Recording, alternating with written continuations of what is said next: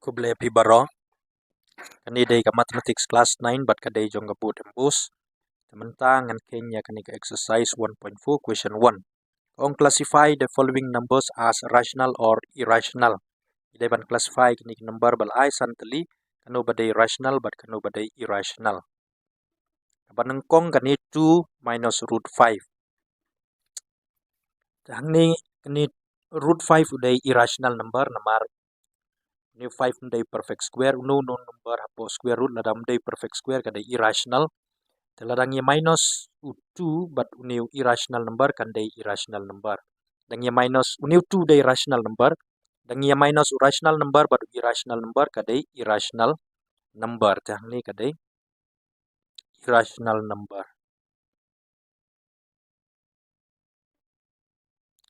Kani ba r ni simplify shwa kendian ni 3 plus root 23 minus root 23 ni jo number root 23 minus root 23 kani day 0 yo 3 baru 3 day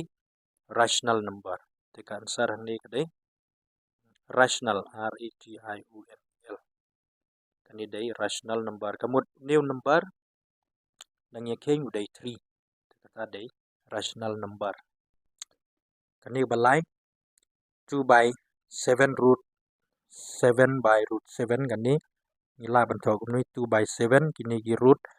7 la bantok haju root 7 by 7 dang ye pom kadai 2 by 7 dang ye pom sa stang 1 root 1 square root 1 day 1 hi dan multiply 2 by 7 into 1 day 2 by 7 but ngitip bakan ni kadai rational number.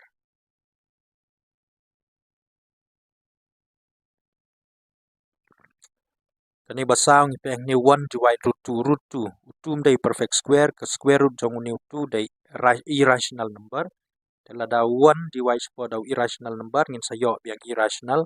kani day irrational number lani ngila ban le ni la ban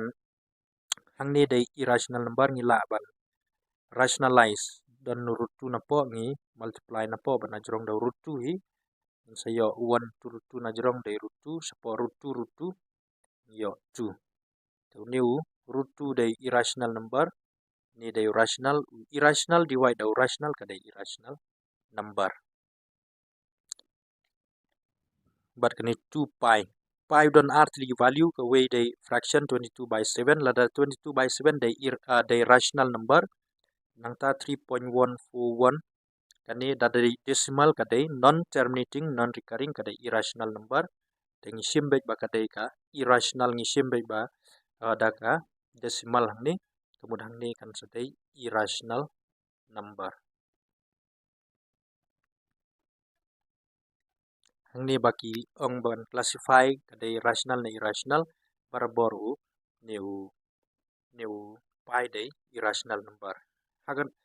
Henry hangno ngila bat penun kam daw ni 22 by 7 habang keng kum ha kam kani ka mensuration ngila ban penun kam daw 22 by 7 Henry hangni algebra ban kani ka number system la ni algebra ni pi day barbor 3.141 kadai be irrational number kublai spon